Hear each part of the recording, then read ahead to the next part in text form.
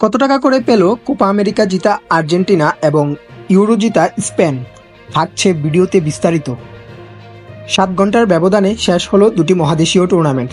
জার্মানির বার্লিনে ইংল্যান্ডকে 2-1 গোলে হারিয়ে ইউরো জিতেছে স্পেন। যুক্তরাষ্ট্রের মায়ামির হার্ড রক স্টেডিয়ামে কলম্বিয়াকে 1-0 গোলে হারিয়ে কোপা আমেরিকা জিতেছে আর্জেন্টিনা।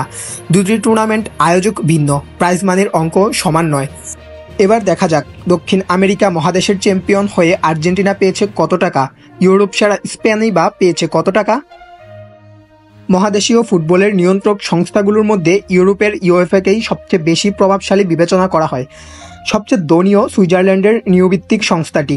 2024 ইউরো চ্যাম্পিয়ন দলের জন্য ইউএফএর বরাদ্দ ছিল $2,82,50,000 মার্কিন ডলার, অর্থাৎ স্পেন চ্যাম্পিয়ন হয়ে পেয়েছে বাংলাদেশি মুদ্রায় প্রায় 332 কোটি টাকা।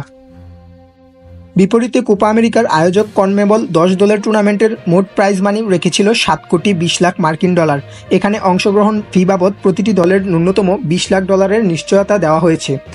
ফাইনালে কলম্বিয়াকে 1-0 গোলে হারিয়ে চ্যাম্পিয়ন হওয়া আর্জেন্টিনা পেয়েছে সবচেয়ে বেশি অর্থ, $1,60,00,000 মার্কিন ডলার, বাংলাদেশি মুদ্রায় যা 188 কোটি টাকার কিছু বেশি।